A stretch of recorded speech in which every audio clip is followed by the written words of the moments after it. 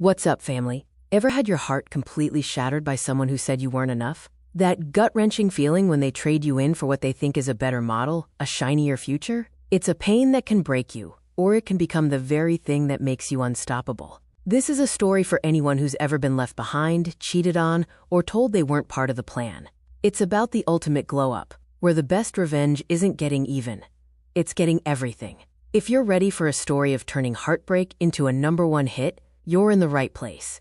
So get comfortable. And hey, make sure you subscribe and hit that notification bell, because you are not going to want to miss this climax. Let us know in the comments if you've ever used pain as fuel. Now, let's get into the story. The air in the cramped practice room was thick, with the smell of stale beer and ambition.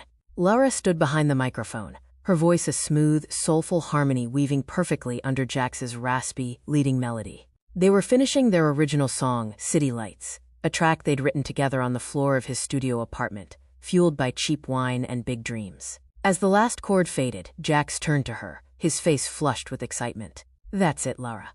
That's the one. This is our ticket. I can feel it. Our ticket." The words sent a thrill through her. For 2 years, it had been Lara and Jax. She was the songwriter, the arranger, the one who polished his raw ideas into radio-ready gold. She was the steady hand that balanced his chaotic genius. He was the frontman, the charismatic rock star with the smoldering looks. But he knew, deep down, that their sound, their potential, was a creation they built together. Later that week, they were meeting with a big-shot producer, Miles Henderson. This was it, the break they'd been praying for. Lara spent days perfecting the demo, layering in harmonies, tweaking the bridge until it gave her chills. The meeting was in a sleek, high-rise office that overlooked the entire city. Jax was uncharacteristically quiet, fidgeting with the sleeve of his leather jacket. Miles, a man in his 50s with a sharp, assessing gaze, listened to the demo with a neutral expression. When it ended, he steepled his fingers. "The song has potential. Jax, you've got a great look, a real rock and roll vibe. The voice is marketable."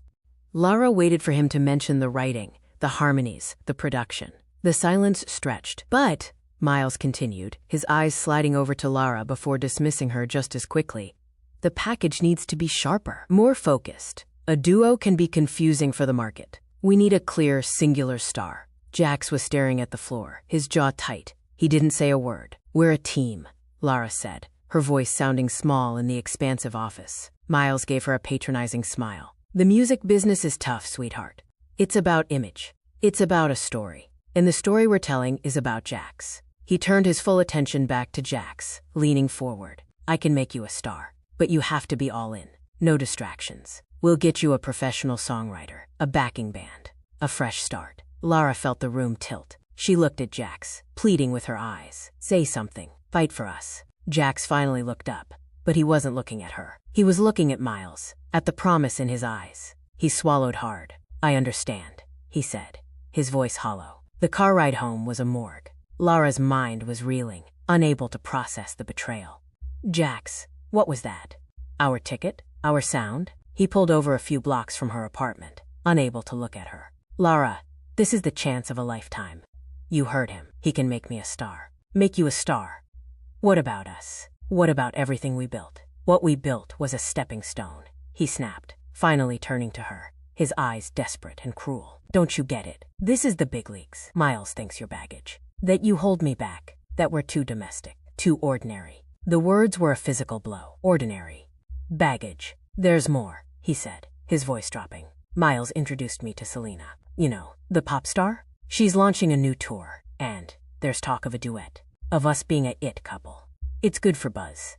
It's good for the brand." Lara stared at him, the truth dawning like a slow, sickening sunrise. He wasn't just leaving her behind musically. He was trading her in for a newer, shinier model. A woman with 1 million Instagram followers and a prepackaged fame. "So that's it?" Lara whispered, the tears finally coming. "You're cheating on me. For fame."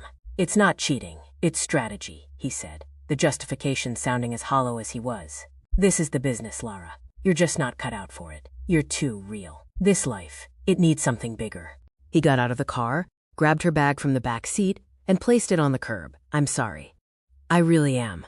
But this is my shot." He drove away, leaving her standing on the sidewalk with her life in a duffel bag, the echo of his words, "You're just not cut out for it," playing on a loop in her shattered heart. The backup singer had been unceremoniously cut from the band, and from his life. The first month was a blur of gray. Lara moved in with her older sister Maria, who offered a quiet, no-nonsense kind of support. Lara didn't cry much. She just felt numb. She saw the headlines online. Jax and Selena, are they the new power couple? There were pictures of them at fancy clubs, his arms slung around her, a wide, performative smile on his face that never reached his eyes. Maria, tired of seeing her brilliant sister waste away on the couch, finally staged an intervention. She marched into the living room, snatched the laptop away, and handed Lara a cheap spiral notebook and a pen. "You're a songwriter," Maria said, her voice firm. "So write. Don't write about him. Write about you. Write about the girl who got left on the curb." At first, the words were stuck, clogged by pain. Then, one rainy Tuesday, they broke free. It wasn't a melody at first. It was a scream. A raw, guttural poem of betrayal. "You said I was the anchor, holding you down in the bay, but you were the sailor who forgot how to stay."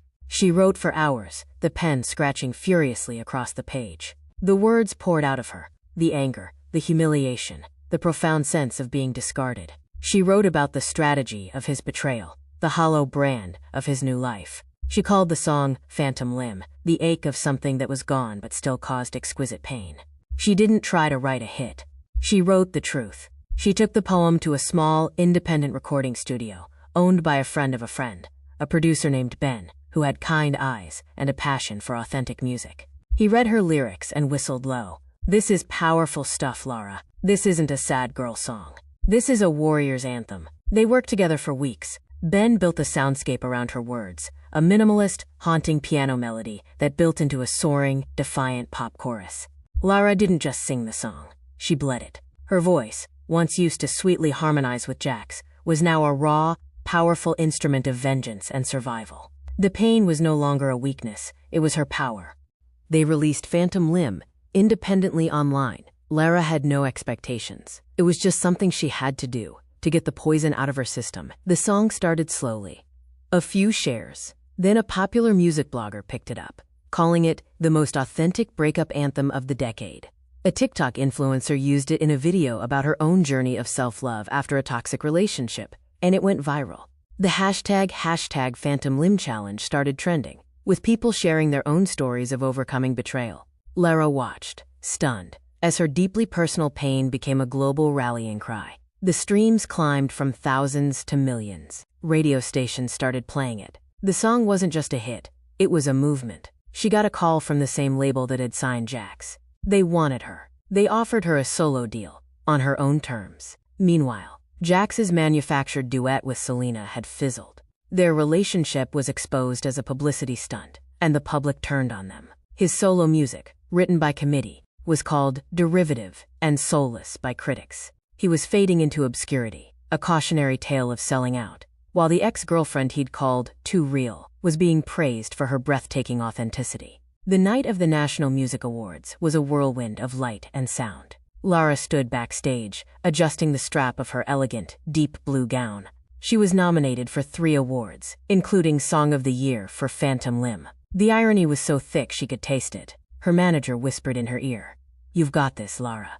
Just breathe." She walked out onto the stage, not as a backup singer, but as a nominee. The applause was thunderous. She took her seat at her table, her heart pounding. The category for Song of the Year was coming up. The presenters came on stage. Her blood ran cold. It was Jax. He was trying to look confident in a flashy suit, but he seemed smaller, diminished. The audience's reaction was polite, but there was none of the electric excitement that had greeted her. He fumbled with the envelope, his smile strained. And the nominees for Song of the Year are... A montage of videos played on the giant screen behind him.